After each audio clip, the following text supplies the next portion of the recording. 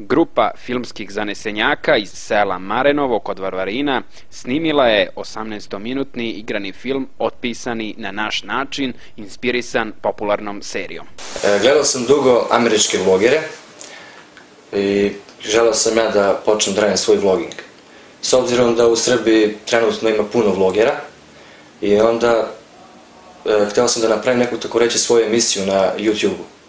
Otvorio sam svoj kanal i počeo sam da radim neke ankete, kao što su top 5 najgorih narodnih pesama, top 5 najsmešnijih anketa, i onda sam video, pošto pratim emisije Ivana Ivanovića, video sam da je uradio parodiju na Vojsci Srbije i želeo sam ja nešto da napravim slično za vojsku.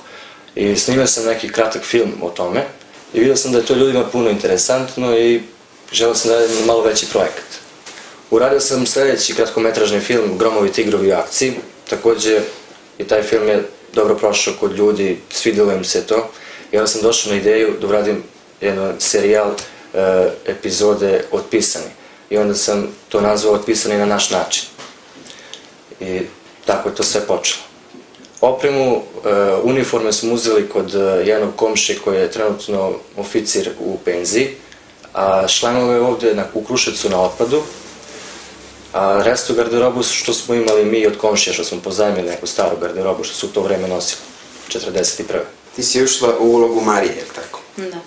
Kako ti se videla ta uloga, kako si je doživala, kako si je odigrala?